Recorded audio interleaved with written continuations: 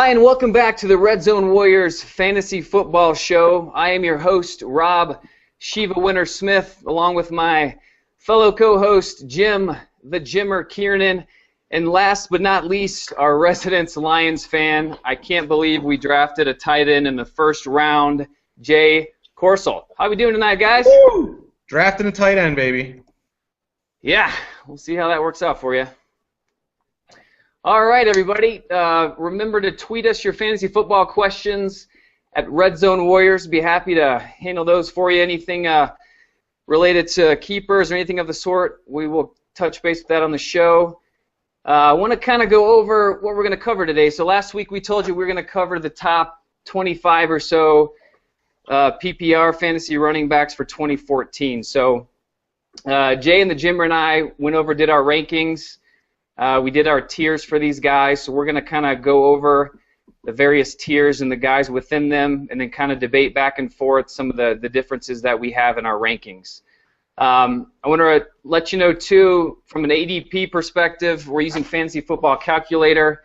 It's the best source you can kind of get right now for that, with the most amount of people actually doing mock drafts. So the only difference is it's just standard league. So some of our ADP metrics, we're going to be referring to them in PPR, but the actual ADPs and standards. So we'll try to make those corrections as we go along. So we want to go ahead and head over to our next segment, which is where we cover the news and notes around the NFL. And we like to call this segment Around the NFL with the Jimmer.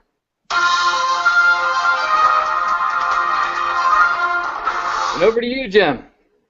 All right. Well, let's start off on a somber note. I would like to talk about a grievance that is going on right now. The NBA is so confused that Jimmy Graham is not playing in the playoffs right now. But in fact, New Orleans is making an argument because he believes he is no longer a tight end. He believes he is a wide receiver. Now, he might be the largest wide receiver in the history of the game, but he is challenging this. And in all seriousness, it's because he deserves more money. He's getting franchise tagged as a tight end when he should be getting wide receiver money. So, Jimmy, I'm sorry, not going to happen. Anyways, moving on. Browns, they signed Vince Young. Well, there's reports that Josh Gordon just tried to off himself. Feel really sorry about that, Josh. Don't know why you're going to try and get thrown to by Vince Young. But you guys might have just picked up a young man, Mr. Manziel. Anyways, we'll talk about that next week. Moving on. Jags are not counting on Justin Blackmon paying for 2014, so there's a big wide receiver hole. Apparently he keeps getting caught with pot. My friend, move to Colorado. Those problems will go away. And also, we have other reports that Eli Manning has begun light throwing. So basically, he hasn't changed anything from last year, which means that he already threw about 6 pick sixes. So way to go in this offseason. Moving on, we got Jordan Reed, who says he's a full go, and that's literally until he hits his bed tonight when he'll get knocked out and get concussed again, and, well, we won't see him again for a while. Romo is on target for a full return. I really got nothing for this. Jerry Jones is probably the only one happy at this point. Vikings GM won't trade Christian Ponder, and that's for good reason because his wife, Samantha Steele, is just gorgeous. Somehow they got to keep him in the organization so that she can be doing the announcing for them because we just need to all spend a little more time staring at her. And last thing we'll bring up is that Jeff Fisher, quote-unquote, stands behind Sam Bradford, and that's because someone has to be there to pick him up when he gets sacked. And with that, back to you, Rob. All right. Appreciate that, Jimmer. I agree 100%. Sam's either going to be getting sacked or throwing the ball at Jeff's feet. Either way, it's not a good situation there. So, all right, we are going to move on to the meat of our program. As I outlined earlier, we're going to be talking about our top 25 running back rankings and how we tiered them out. So we're going to go ahead and get started. So I think it's pretty much assumed and collective around different experts and even non-experts about which guys are going to go in the top 4 or 5. So we're talking about guys like Jamal Charles, Adrian Peterson, Matt Forte, LaShawn McCoy. Those are kind of the top 4 in some order. They might differ a little bit as we split hairs about these different guys. But when we did our rankings, I've actually got Jamal Charles first, followed by LaShawn Forte and Adrian Peterson. Jay's got Adrian Peterson, LaShawn McCoy, Jamal Charles, Matt Forte. The glaring difference between the three of us that we have in the top tier would be the Jimmer actually has one Mr. Giovanni Bernard as the third overall running back, which is going against the mainstream for sure. But let's all remember, that may sound a little crazy to you, but statistics show that every year that half of the top 10 running backs that get drafted do not end up in the top 10, and that means 5 other guys or 6 other guys moves up. So Giovanni Bernard could potentially be one of those guys. So Jim, why do you feel so strongly about one Mr. Giovanni Bernard? I just like Gio. I think he's got a great upside. I wanted a wild card, and I figured this guy is the one guy I know that could break in the top 5. He can break in. He can be that guy, and no one else probably sees it coming. I just went with a gut-level feeling, quite frankly.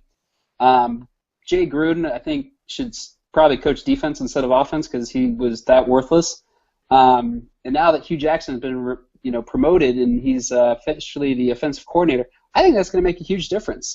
Back when he was at Oakland, I mean, their teams were 2nd and 7th in rushing. So we're going to see a significant jump. I think, honestly, Gio is going to emerge as the number 1 running back over there and replacing whatever his name is, so he'll be completely out of there. So there'll be nothing to stop him from getting goal line stands. Not to mention PPR numbers. I mean, he's going to catch he's going to get a lot of touches out of the backfield. So I'm really big on him. I think he's going to be a huge move. I know these guys disagree with me, but I'm making a statement right now with Gio. Yeah, I've got Gio at 12th overall. The guy's definitely got what it takes to break into the top 10. I don't know about the top 5, Jimmer, but he is definitely a PPR dynamo. Ben Jarvis Green Ellis is going to just fade away into the sunset, I think, and Gio will be the number 1 guy there for the most part. He does catch a crap ton of passes, so I think top 5 is probably a little much, but top 10 is a possibility. How about you, Robert? Yeah, I'm a little more bullish on him than you, Jay. I've got him at 7. I had the guy last year. I drafted him as many leagues as I could, and I was thrilled with his output as a rookie. He definitely is phenomenal in PPR leagues. He catches a ton of balls. Yeah, Ben Jarvis Green Ellis, a.k.a. the law firm, is there, but he's getting older by the second, and that guy is not going to be a 50-50 split. Gio is going to be taking more over just the attempts and rushing attempts and so forth. So I'm not sure if Gio's built big enough to get too many more attempts. I think that may actually hurt his production if he were to do that, but I definitely think he's going to move up from where he was last year. It definitely cracked the top 10. I just don't have the kahunas, I guess, to put him top 3, but we will definitely see. It's all right, Rob. I got those kahunas. Evidently. Fair enough. All right, so we are going to talk about somebody else in our top tier, one Mr. Adrian Peterson. So everyone would say absolutely, Peterson's a top 4 running back off the board for sure. I've got him at 4. Jimmer has him at 2. But Jay, you have Adrian Peterson number 1 overall and number 1 running back, obviously, as well. Why are you so high on AP, a guy who most people think is starting to kind of fall off just a little bit? Well, I'm going to start off with one name for you, and that's Norv Turner. Norv Turner showed up there, and this guy is responsible for a couple other names, Emmitt Smith and LaDainian Tomlinson. So I think the AP is going to get used a lot more in the passing game, which is going to help him a lot in PPR leagues, as if he needs help anyway. The guy's already a beast.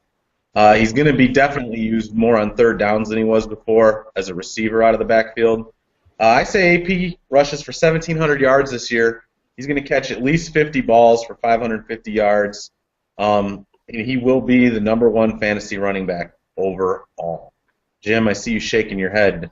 Oh, man. Well, the one thing I will agree with you, I think Norv's going to get tremendous production out of him. I think he very well could have the best season this year for running backs. But the one thing I think you are taking for granted with Emmitt Smith and LaDainian Tomlinson, both of those guys were prime of their career, never injured.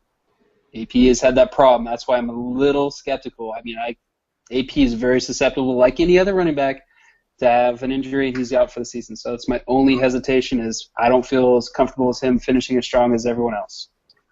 Yeah. Well, and like I said, guys, I mean, we're splitting hairs here with these top 4 guys or so. You just got to come up with some reason or rationale to put one guy over the other. For me, I mean, Adrian Peterson is a beast. Everybody knows that. I mean, he came back from that ACL, but he's had 2 major surgeries in the last 3 years. He's just coming off a growing injury that he had repaired. It should be a better offense. They just drafted Teddy Bridgewater, we'll get into next week, and that should help the offense in whole. The other thing I'll mention, again, just splitting hairs, just a little nugget.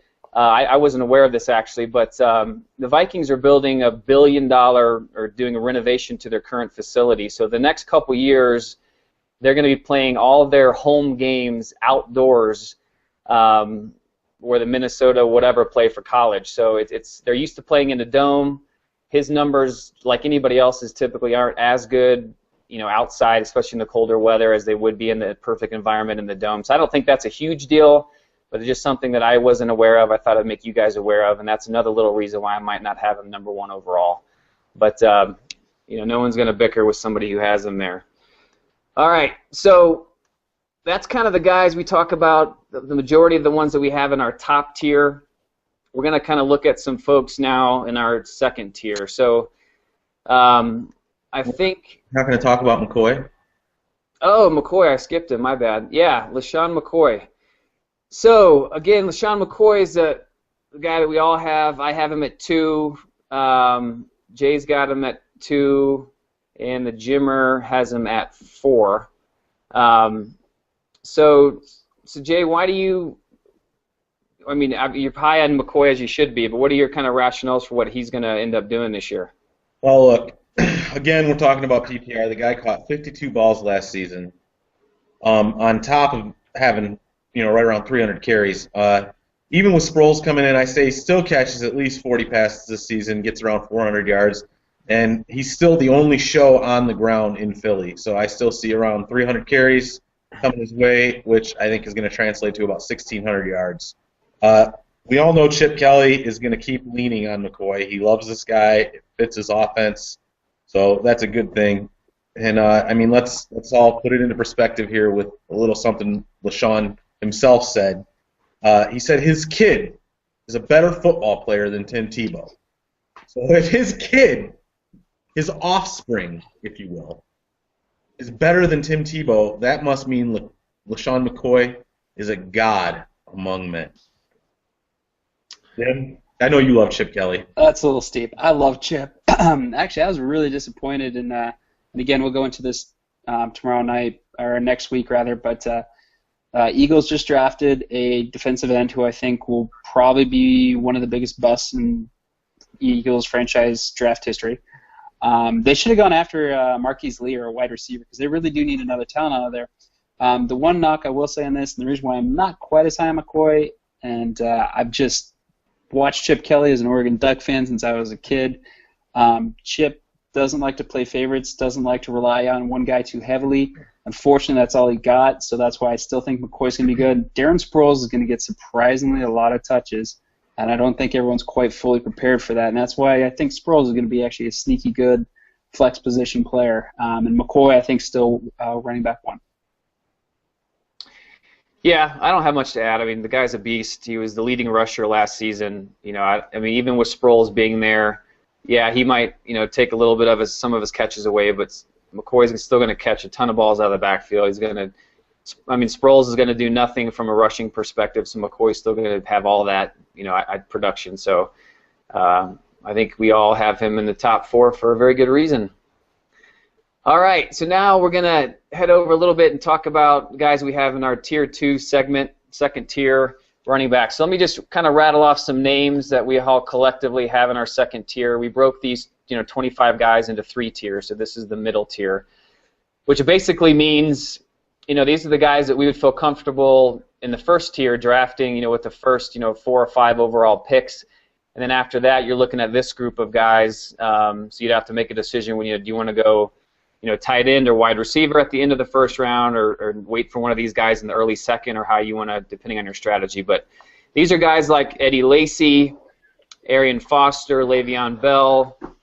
For Jay and I, Giovanni Bernard is here, Alfred Morris, Doug Martin, these type guys, Zach Stacy. So these are the kind of guys that we're going to be talking to here in this next segment. So speaking of that, one of the guys, it's very kind of tough to gauge this year.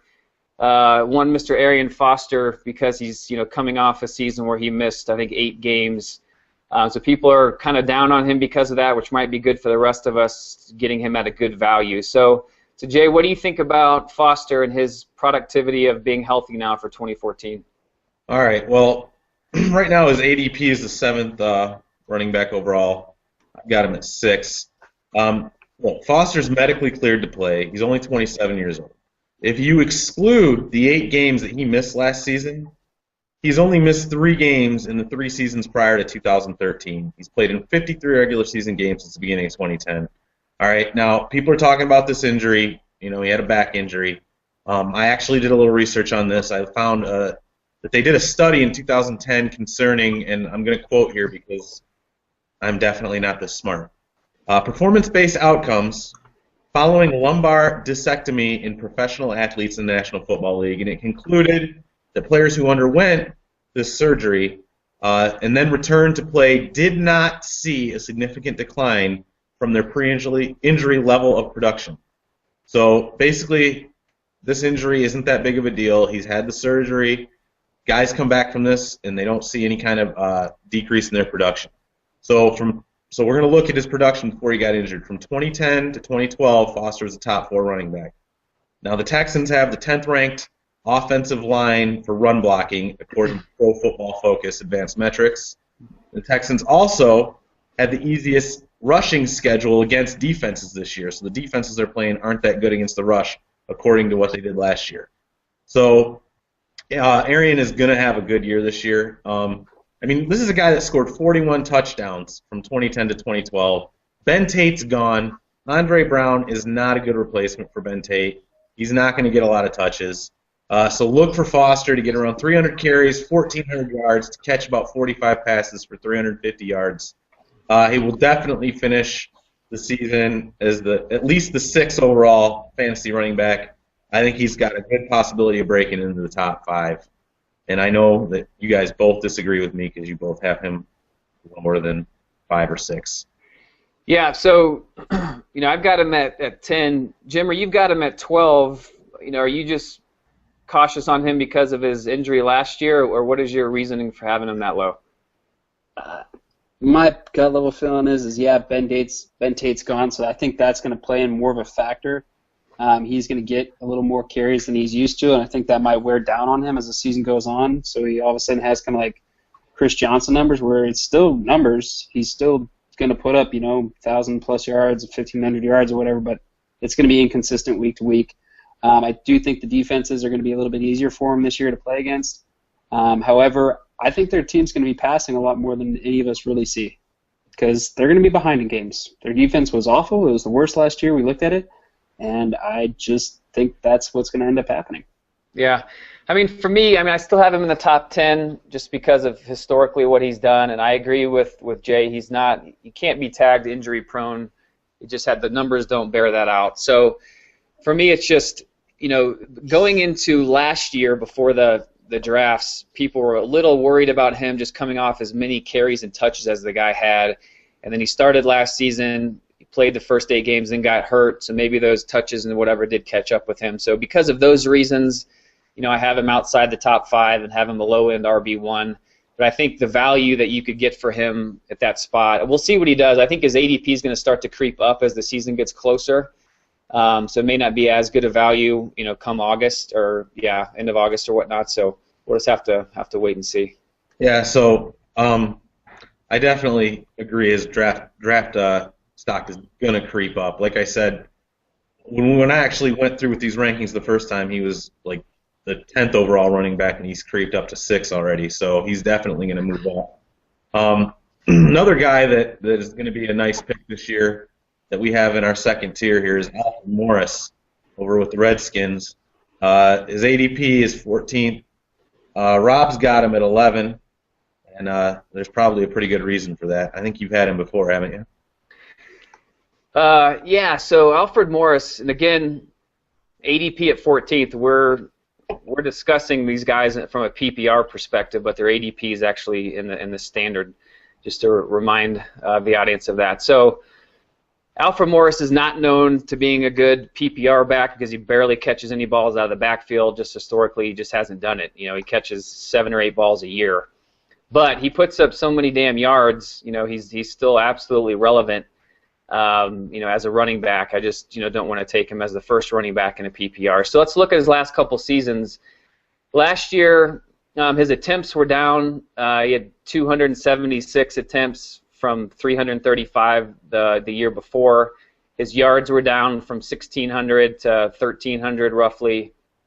He did have 4.6 yards per carry last season, but this was the big thing too. His touchdowns were way down. They were 13 in 2012 and 7 last year, and again, he only had 9 receptions.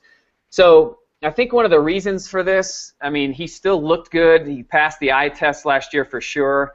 I think one of the big issues here is there's a stat out, and I can't quote it directly, but essentially there's a stat out about running backs and their productivity towards in the fourth quarter when they're on winning teams and they're trying to close games out. Alfred Morris would just get the ball, catch up, or handoff after handoff, would get a lot more attempts.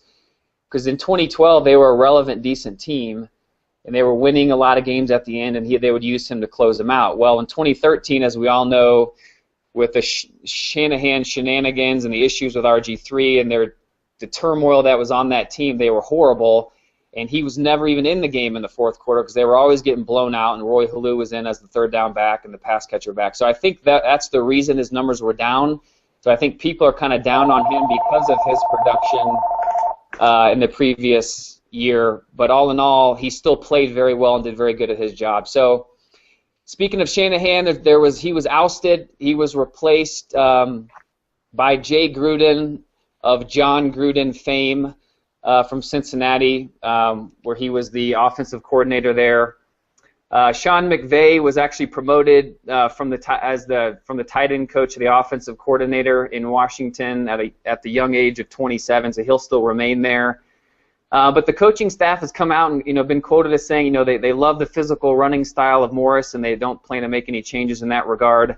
And I think also with the addition of Deshaun Jackson now in Washington and his ability to spread the field and blow the top off the defense and so forth, and with a healthy Jordan Reed going into the season at least, it should really benefit Alfred Morris and open things up and get more defenders out of the box that he's accustomed to seeing there typically. And I also think it can only go up as far as catching balls out of the backfield. He's got to catch more than 9. With Gruden in there, I believe he's used to Giovanni Bernard and so forth from Cincinnati. So at the end of the day, I see his attempts going back up closer to 2012. I've got him at 320 attempts, 1,500 rushing yards.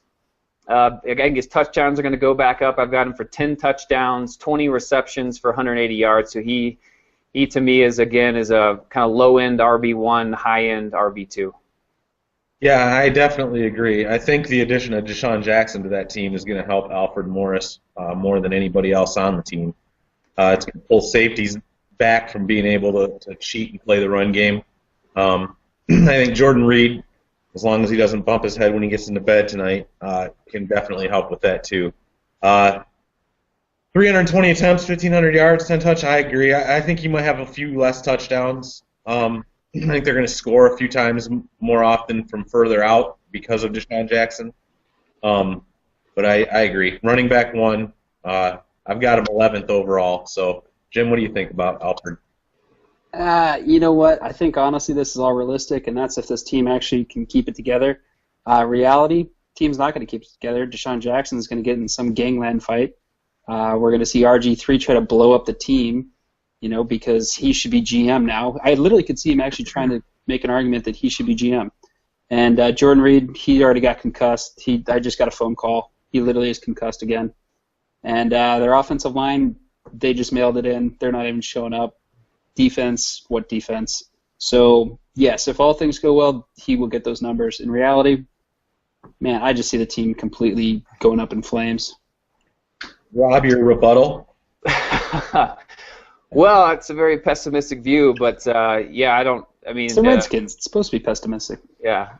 I'm concerned about the locker room for sure. RG3 and when fights with the wide receivers, and adding Deshaun Jackson to the mix is just going to add fuel to the fire. So I definitely have concerns for locker room stuff, but they definitely have more weapons, new coaching staff, so I'm a little bit more optimistic that they're going to keep it together and be a more productive offense. So talking about another productive player, this was a rookie coming into the season last year, so he's going into his second year this year, Mr. Le'Veon Bell. I've got him at 8th, actually, in my second tier. Jay has got him at 7th, but the Jimmer is not quite as bullish on him and has got him listed as 13th. So, Jimmer, what is your reason for being granted you still have him in your top tier, and you have him as 13th overall, so that's not bad by any stretch, but why are you a little bit more down on him? Yeah, I think he is going to play. He's going to have 3 more games in him. He's going to have another year underneath his belt. I think he still is going to be a very productive running back. I think he could break into, that running back 1 situation. I think right now he's a running back 2, and I think one of the big things that happened this offseason is LeGarrette Blount signed with the Steelers. And I think, honestly, LeGarrette is going to steal a lot of those goal line touches because, quite frankly, LeGarrette Blount, he's 6'2", 240. The dude's just a massive mound, he's like the Charles Barkley out there. By the way, I don't know if any of us forgot, but LeGarrette Blount set like the single season or single game playoff rushing record with like 233 yards and 4 TDs in one game this last offseason. So he has some capable explosions. So, I think honestly the first time Le'Veon Bell, something happens, LeGarrette could steal that from him. We just saw that what happened in the Patriots, and as fickle as Bill Parcells, or not Bill Parcells, but the Hood, what's the evil Hood's name? Belichick. As fickle as we've seen him with running backs, I think he's got a chance to maybe steal from him. That's why I'm just not quite as high on him as everyone else. However, if he stays healthy, I think he'll have a great year. Yeah. I'm a little higher on him and a little less high on LeGarrette Blount. I almost said Blount. Thank you. Listen, he had the single most rushing yards in one game in the playoffs. It was a fluke. Exactly. Dude, Le'Veon Bell is the real deal. I'm not a Michigan State fan, but I am from the state of Michigan, so I did get to see a little bit of this guy play when he was in college. And I saw some last year because I had Antonio Brown in my fantasy squad, so I watched some Pittsburgh. And the guy is pretty good. I don't know a ton about him, but I do know that he is going to be possibly a top 10 back this year. Pittsburgh doesn't have a ton of weapons, so they're going to be the ball like crazy. Rob, you're just about as high on him as I am, aren't you? You got him at 8, I got him at 7, so. Yeah, I am. He missed the first 3 games. He had a foot issue, but the remaining games that he played, he did really well. His yards per carry wasn't great at 3.5, but man, just watching him play, he just really passes the eye test. The guy, he's an all-around back. He does everything. He can bowl people over. He can catch the ball out of the backfield. He's a goal line guy. All that stuff. All-purpose yard numbers are going to be high again. I don't want to underestimate LeGarrette like I did last year, and he came in and was really relevant because Stephen Ridley couldn't hold on to the ball. They gave him an opportunity, and he did do well with it. But I think the organization is completely set on Le'Veon going into his second year as being the bell cow there. I just don't think LeGarrette's going to get into his touches enough to really significantly affect it. In fact, it may even spell Bell enough to be more productive when he's actually in there. So, I'm pretty high on him. I see him as a guy you could draft at the end of round 1. Maybe if he falls to the beginning of round 2, that's even better. Be pretty confident in him, especially in a PPR league. So another guy in the same tier we have kind of differing opinions on a little bit going into 2014 is Zach Stacy. Kind of came out of nowhere last year. He wasn't, the starter at all to begin with, and that backfield, St. Louis, was just a big cluster. And he's the one who, at the end of the day, was carrying the ball and carrying it well. I've got the guy at my 12th running back. Jay's got him at 10.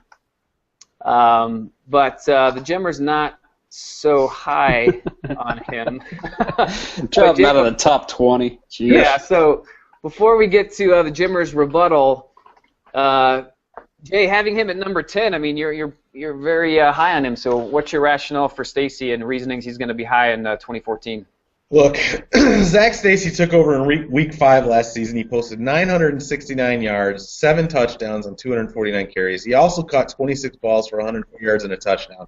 If you actually expand these numbers out over a 16-week season, you get 1,292 yards and 9 touchdowns from 322 carries. You get 35 receptions for 139 yards and a touchdown. That would have been good enough for the 11th best running back last year in a PPR format. One spot behind Adrian Peterson. Okay, so Jim, 22nd, dude. Is that what you got him? 22nd. And I think that's been generous. Put a couch shot. I will. Are you willing to put a couch shot on the fact that this guy is going to stay out of the top 20? I think he could crack into the top 20. All right, top 15. No chance. No chance. Will you put a couch shot on it? Right now, couch shot done. Bring it up. If Zach Stacy breaks the top 15, Jim will do it. The Jimmer will do a couch shot. Mark the tape. Mark the tape. All right. So listen, Zach Stacy is going to be Jeff Fisher's Chris Johnson. Now, when Fisher was in charge of Johnson, he handled 925 of the 1,413 rushing attempts from 2008 to 2010. That equates to 65.5%. Take away Vince Young's carries, and that number rises to 70%. And Fisher does not have a mobile quarterback. Actually, he doesn't even have a quarterback that can throw the ball anywhere near his receiver's hands. It always lands at their feet, as we discussed earlier. Stacy is going to be the focal point of the offense. He should play all 3 downs. Even though he's not a great pass catcher, as long as the Rams hang around in games and he stays healthy, he should have no problem eclipsing 300 carries. He's a running back 1 on the 1-2 fence. He averaged 20.8 carries a game in the 12 games. He was the feature back in 2013, so expect to see the same level of involvement in the Rams' offense this year for Zach. I think he ends the season as a 10th overall running back, possibly higher. 315 carries, 1,300 yards, and some catches. Jim, we'll go ahead and let you do a little rebuttalness on that. Oh, man, good. It's about time. Hey, who was the quarterback after Week 5? Kellen Clemens. Sam Bradford went down early in the season. They had no one there. Jake Long did not pan out as the offensive tackle. Wait. Are you saying that Sam Bradford is somebody then? I mean, Sam can at least throw for 3,000-4,000 yards a season. That doesn't mean Kellen Clemens can. Kellen Clemens can't throw for 300 yards, in much less than 12 games. This last year that he played. My point is that yes, Zach Stacy was literally just fed the ball because they had no other options. They just went out and got Greg Robinson, a new tackle. They're investing a lot to protect Sam Bradford, and they're going to give everything they can to Sam Bradford this year to pass the ball. They did not bring him back and get him healthy and invest all this money in a new line to hand the ball off. That's not what happened. So that's why I'm saying he is not going to get the same sort of numbers and the same sort of touches that he did this last year. And I think there is a couple other options that might come up in the draft because I don't think Zach Stacy's the one. Well, that would be my point, Jimmer, is that there's nobody behind Zach Stacy. I mean, they don't have any other running backs there that are going to cut into his carries, I don't think. I mean, that kind of proved itself out last year. Yeah, they might draft somebody in the 2nd or 3rd round, but he's still going to be a rookie.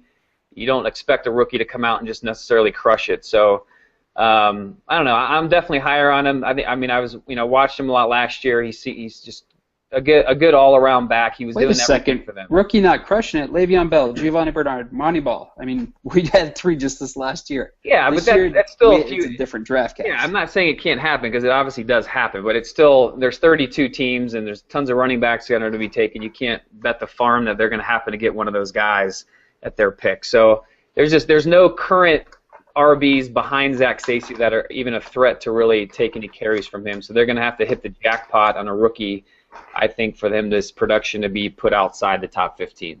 Speaking of Monty Ball. Yeah, speaking of Monty Ball, Rob, you've got Monty Ball at 6. His ADP is 8. I'm not quite as high on him. And Jim, where do you have Monty Ball? Jeez, Jim. Good God almighty, man. Call yourself a Broncos fan. You're a Broncos fan. You've got him at 18. Rob, Tell this man why he's wrong. All right. Well, first of all, I met one Mr. Monte Ball last night at the Denver Broncos draft party that the Jimmer was unable to accompany me to. Could have met him yourself.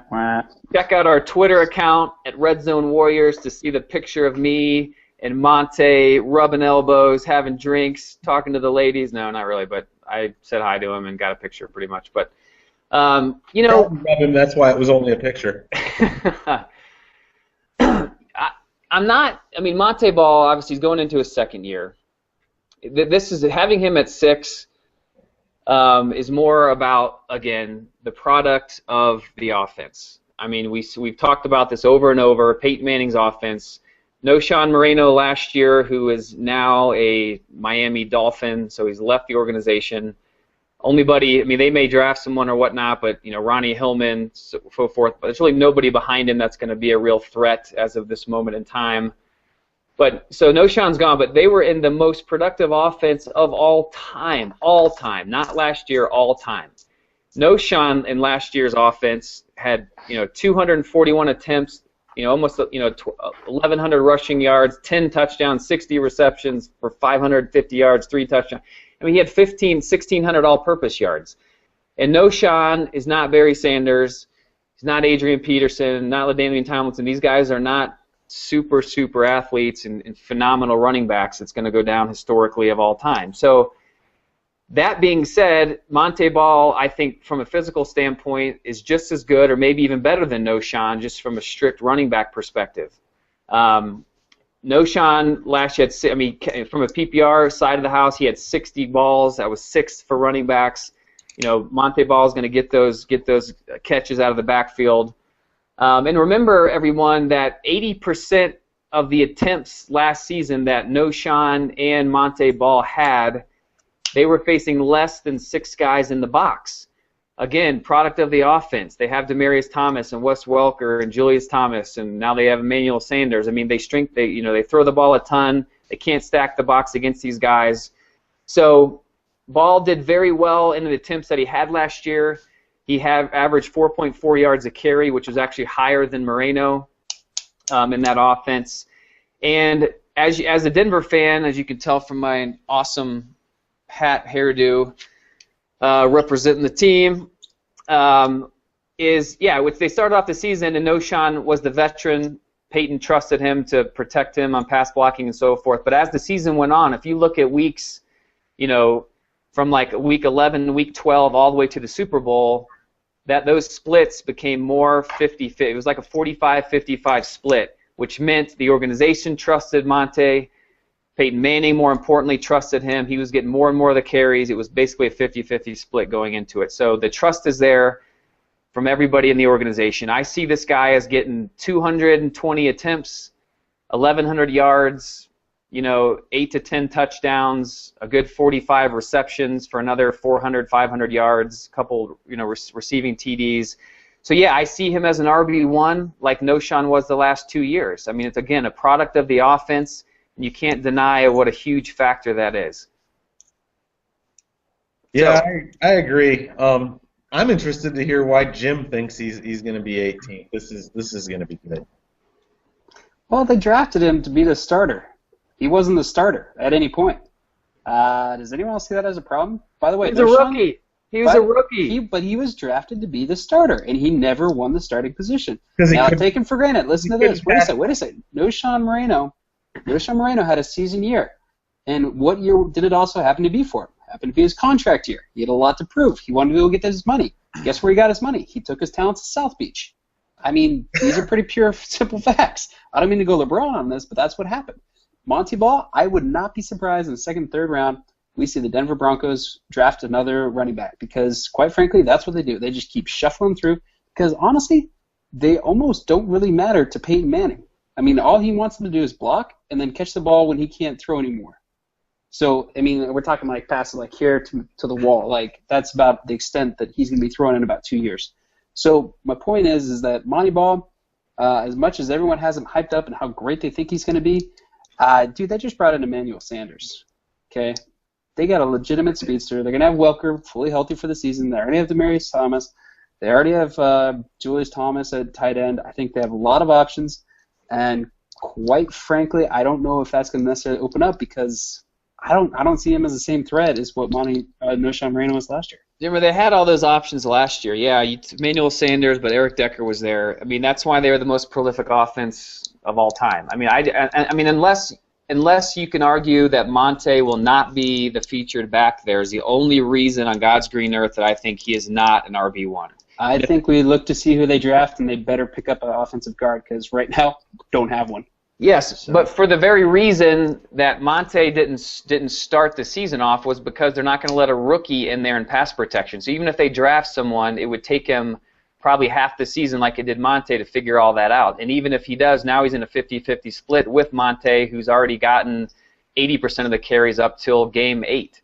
I don't see any scenario of where Monte does not start out with it and carry it the bulk of the season and put up at least numbers within 10-15% of what Knowshon did last year. I think they realize he's not as good as they thought he was when they drafted him. But I'm saying I don't think Knowshon was all that great. I think he was a veteran. I think Knowshon was playing for a contract, and he played the lights out for that contract, and he got some big money to go play elsewhere. Yeah, look, I think Monty Ball is going to be an RB1 because of I agree with Rob. He's a product of the offense. Now, I will give you this, Jimmer. If they do draft another running back, that may bring it more into question. But I don't know. I mean, Monty Ball, I think he's RB1 for sure, just because of Peyton Manning. So, yeah. All right, we will get off our Denver Broncos soapbox. We will head over to our tier 3 of running backs. So let me go over kind of some of these names to round out our top 20, top 25. So kind of collectively, these are guys like Andre Ellington, Doug Martin, Ray Rice, Ryan Matthews, Pierre Thomas, because it's a PPR league, Reggie Bush, Ben Tate, C.J. Spiller, those type guys. So one of the guys that's going to be very difficult this season to rank, kind of 2 back-to-back guys actually, but Ray Rice coming off just a horrific season last year. Then he had all this off-the-field drama over the off season here with his fiance and now wife and so forth, and people are just really, really down on him. So it makes him a very good potential value if indeed he can actually produce like we've seen him produce over the last 5 to 7 years and get his value back up. So Jim, you gonna talk on Ray Rice here because you have him all the way back up to his glory days. Well, not quite there, but you've got him as your 7th running back overall. I'm very down on him and concerned. Got him at 18th, and Jay's got him even lower at 22. So why are you so confident that one Mr. Ray Rice is going to have such the bounce back year from his dismal season of 2013? I just think he's got to bounce back, and I just got to have hope for the guy. He obviously took out his aggression out on his wife, but I think we're going to see him take it out on the field now too. Gary Kubiak came in. We all know what he did with Arian Foster. I think we're going to see a similar situation with Ray Rice. Just trust him. Keep feeding him the ball. They tried passing the ball a lot more, and it worked for them when they won the Super Bowl. And then it didn't work last year when they tried to rely on the brow Flacco to throw again this last year. So my point is I just think you're going to see a bounce back. Honestly, mostly got a little feeling. I just think he's going to have a great year compared to where he was at last year. I wouldn't say he's a top 5 guy. I think he's going to sneak in somewhere in the top 10, and he's going to have a good year. I think there's a lot of value if you can pull him out in the 2nd round, late 2nd round or something. Even 3rd, he might even fall that far, quite frankly. So. Yeah, absolutely he might fall that far because he needs to fall that far. I think Ray Rice is another guy that's just kind of riding off into the sunset. I don't think he's going to be very relevant much anymore. You'll see him have his little stints of glory here and there, but I've got him at 23 because I don't think he's going to produce very much this year. I think the Ravens are going to have a down year in general, personally. So, Ray Rice at 23, right around Trent Richardson area, Chris Johnson area. I'd take Shane Vereen or Rashad Jennings before I took Ray Rice. All right, guys, we need to start speeding things up. So we're going to head right to probably the toughest guy from a running back perspective to put on the board here with Doug Martin. So, Jay, you've got him, ADP's at 11th in a non-PPR. You've got him at 13th. So you're a little higher on him. What do you think about Doug Martin's productivity going into 2014 after last year's debacle? Well, if Lovie Smith, the new head coach down there in Tampa, described the new offensive coordinator, Jeff Tedford's offense, as, quote, a running attack that can pass the football. And Martin is the lead back of that running attack. As a matter of fact, Lovie Smith said that himself. He said that he is their bell cow. He is definitely going to be a guy. He's only 25 years old. He's still got plenty of resilience. He had his injury. He won't be limited in his carries this year. I see 300 carries, maybe more.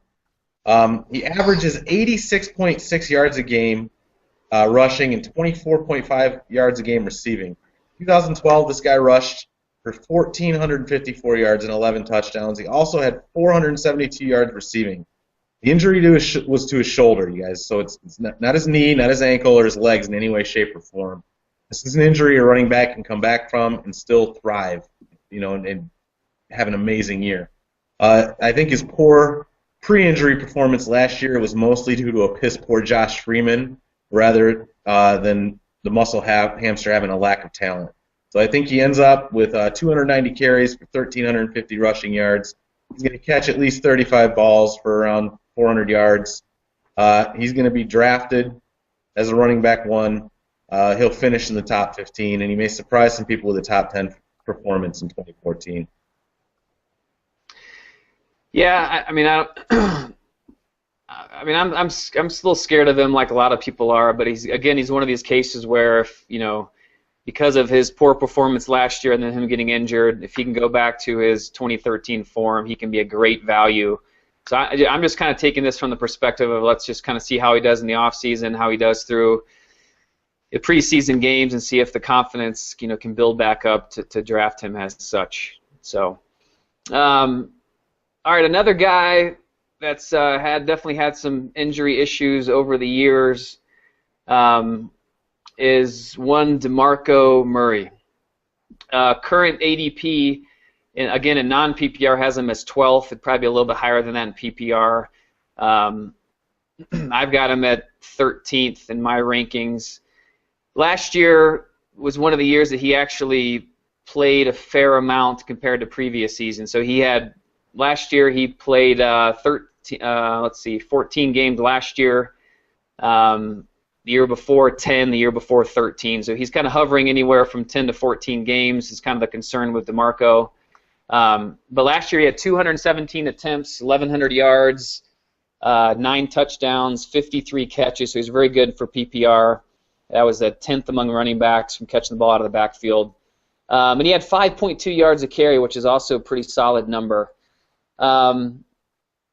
Jason Garrett is still the pretend head coach there in Dallas. They actually did not draft Johnny Manziel last night, which would have been just a horrific pick, I think, in my opinion. Bill Callahan is still technically the offensive coordinator, but the Cowboys did bring in Scott Linehan. Boo!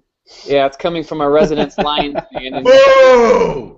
He's booing because Scott was the offensive coordinator the last 5 years for Detroit. But the bottom line is it is a change. We have to mention it. They're actually calling him the, quote, passing game coordinator / play caller. So this is Jerry Jones bullshit kind of coming into play here, making up some special name for this guy, even though they already have an offensive coordinator. So it's kind of weird. But at the end of the day, you still have to, it's still relevant. I mean, this guy's coming from an offense of which, he was used to using the Bell-Bush combo.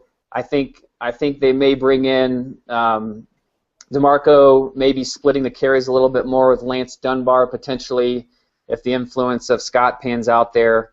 But I'm a little down on him again because I'm concerned about his injury history, and we're ranking these guys where we think they're going to finish at the end of the season, which is incorporating our hesitancies to rank them high because of potential injury. So at the end of the day, I see this guy as getting about 190 attempts, which is down from last year, 950 yards, 8 touchdowns, maybe 30 catches for 200 yards. So I see him as a low-end RB2 in a PPR league. Yeah, listen, all I have to say about the whole Scott Linehan and Dallas thing, I don't know how much it'll affect DeMarco Murray. If the guy can stay healthy, he'll be great. But Scott Linehan, that is all I have to say about that. Jim, what do you think DeMarco's going to do this year? I'm sure you think he's going to. I hate DeMarco. Cardboard or something. I hate DeMarco. All right. Well, we're gonna move along here to go onto a guy who's a little more happy than DeMarco Murray on the scale of where people think he's going to end up, at least in this group, and that's Andre Ellington. Jim, he's ADP is 14th overall. You've got him going 9th. So let's hear it. Big season. Big things coming for this young man.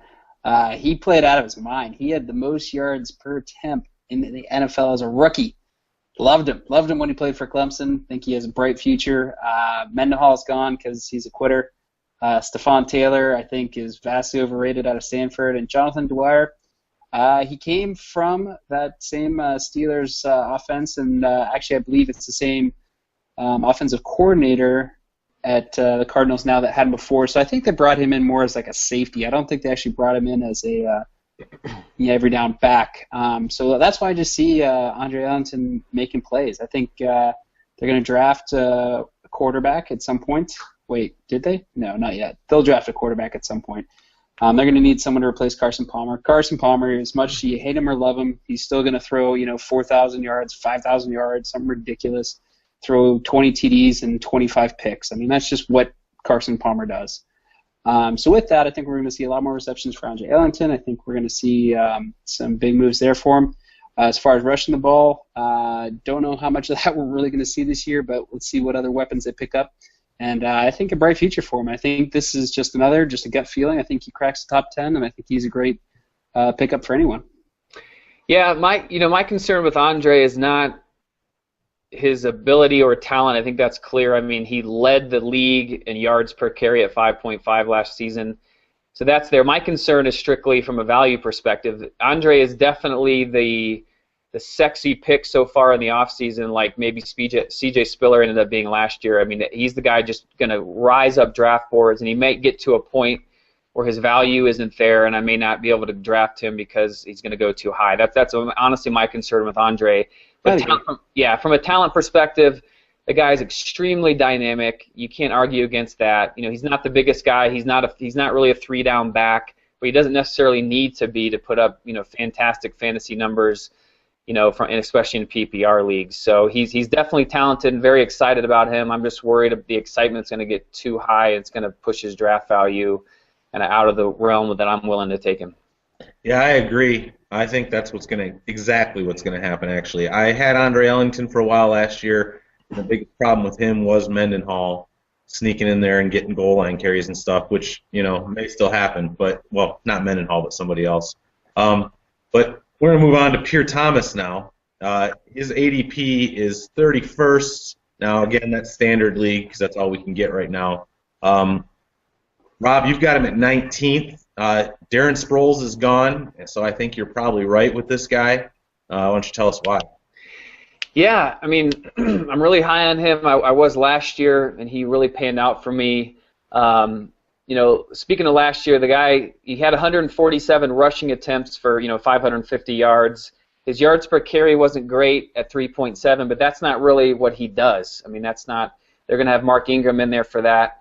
But he had 77 receptions. That's led all running backs in catches out of the backfield. And as a reminder, that was with Sproles on that team, which caught, he caught probably 70-something balls himself. So, he caught those balls for 513 yards and 3 touchdowns. So Pierre Thomas had a huge spike last year, even with Sproles being there. Sproles is now gone.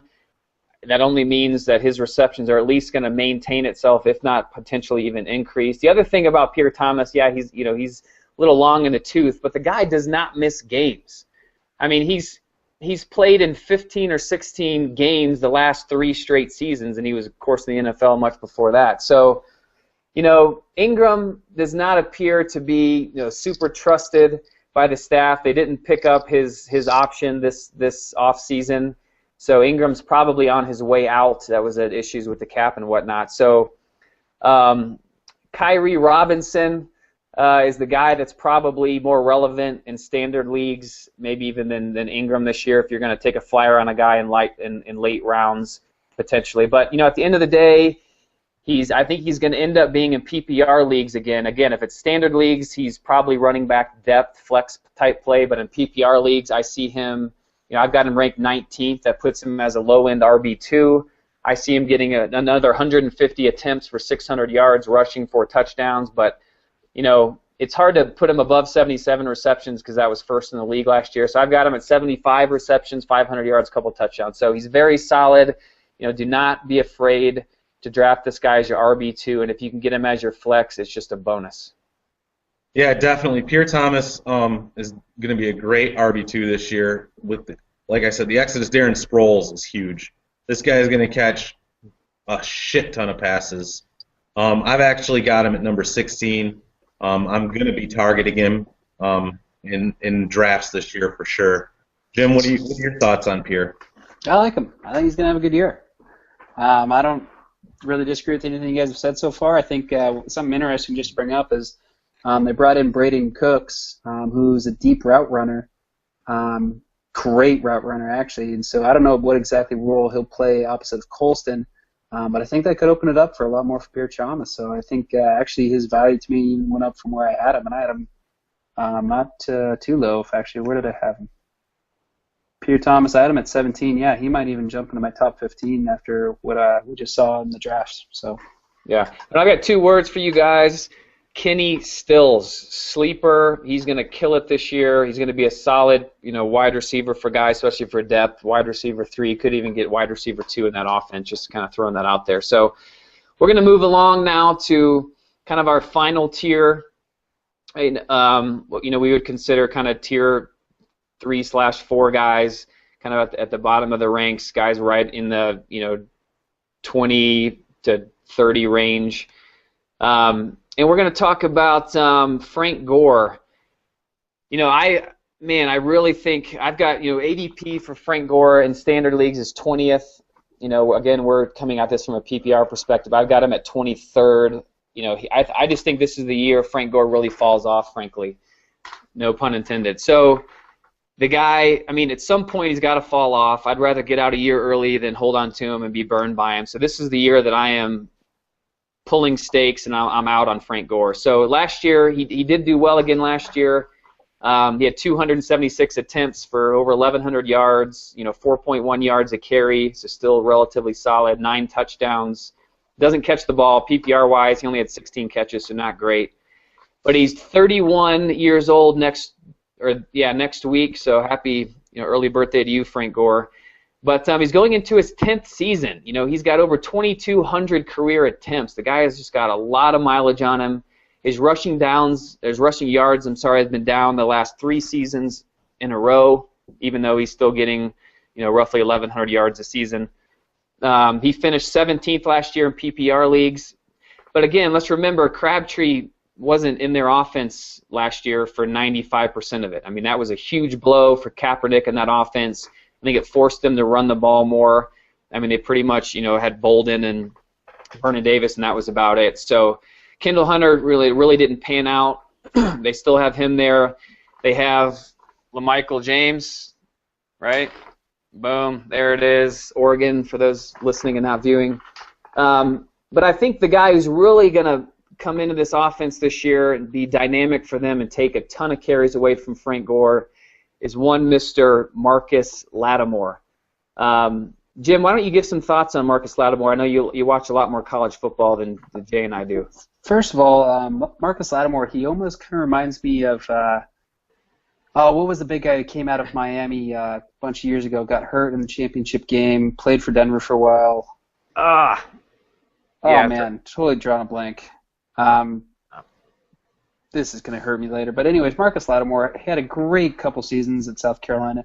kid's all class, just world-class human being. How I would have drafted him in the first round just for being a good human being. But he has so much potential. The problem is his knees. He's had 2 major, if not 3 major knee surgeries already. It really just depends on if he can come out of that. Michael James, obviously they see more of a Z-back, sort of a popping, taking catches out of the backfield, running punts back. And Hunter did not pan out.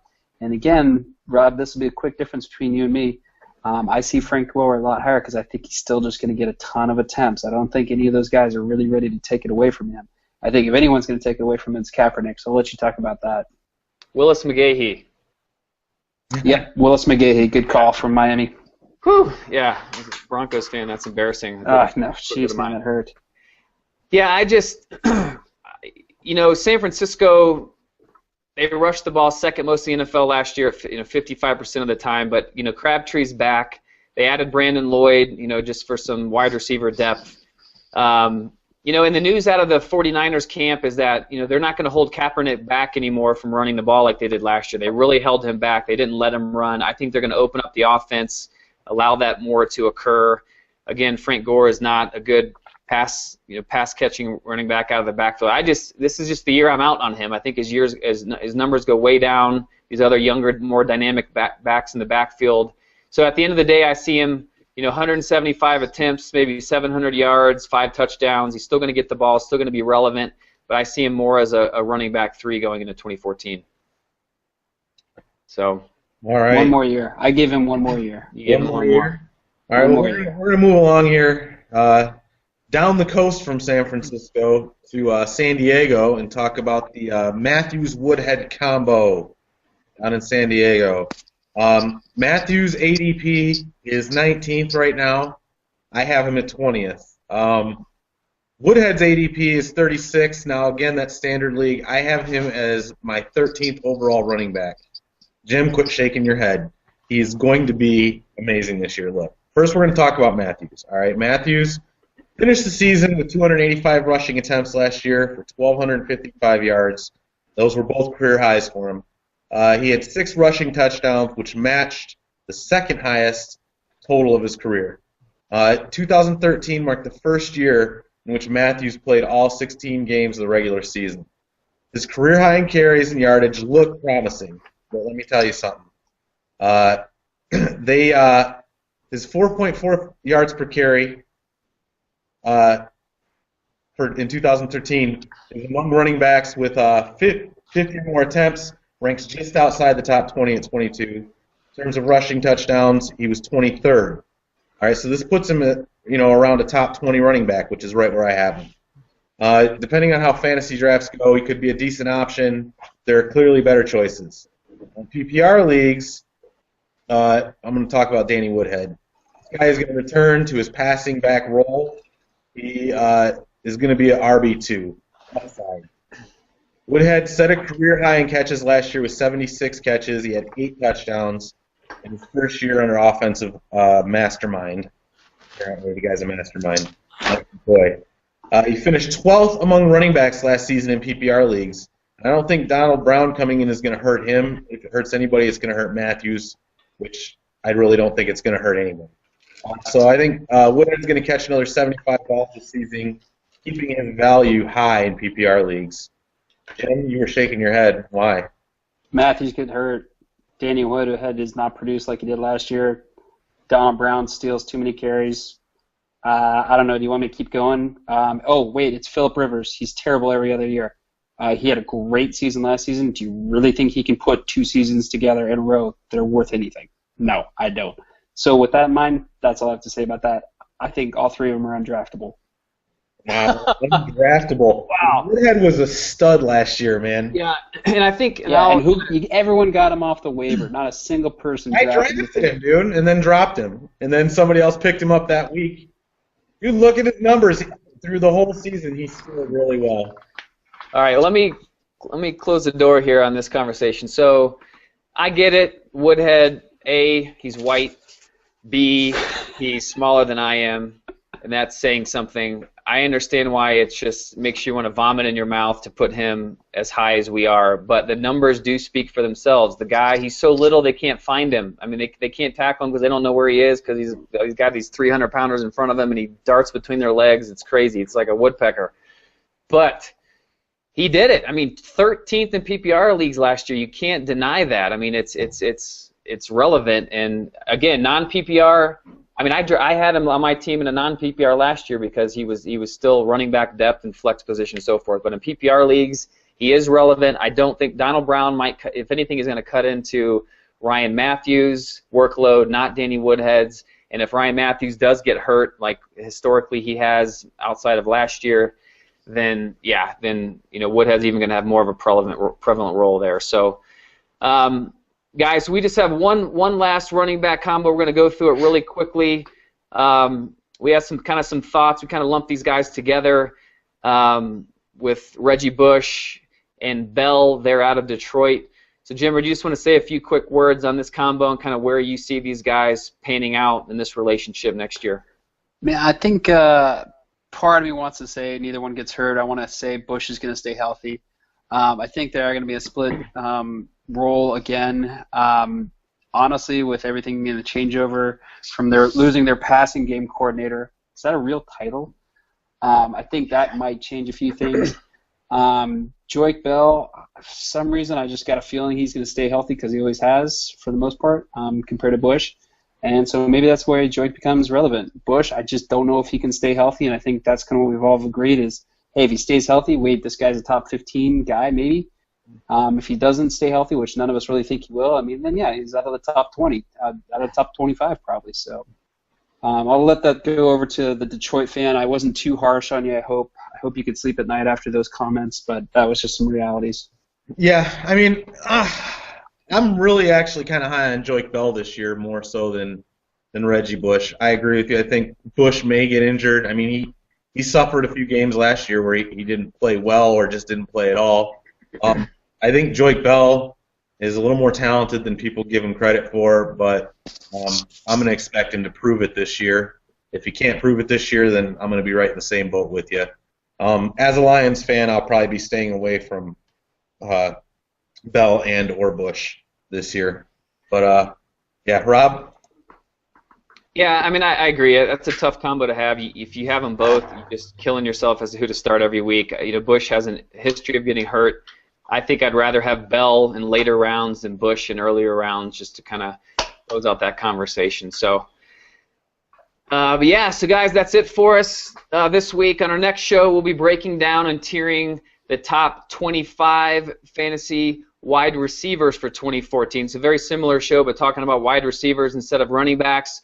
We'll be comparing our rankings and our tier groups to the current ADP, again, on Fantasy Football Calculator. So tune in a couple weeks to see how we match up with those numbers. And again, to remind everybody, we're live every 2 weeks here in the off season. We'll switch to every week again as we get closer to the start of the NFL season. So tune in on Friday, May 23rd for our next live hangout. But we will, however, given that we just had the NFL draft, we're going to be popping on early next week for a special NFL draft recap show and discussing all the fantasy relevant rookies coming into these different scenarios for 2014. So keep an eye out for that. We'll be tweeting those shows out and let you know about it. So in the meantime, you can download our show on iTunes. You can now find us on Stitcher Radio, and you can check out our previous shows on the Red Zone Warriors Fantasy Football Show YouTube channel. And don't forget to follow us on Twitter and tweet us all your fantasy football questions at Red Zone Warriors. So, for the Cushman, the Jimmer, I am Rob Smith. Thanks for tuning in, and we will see you next time.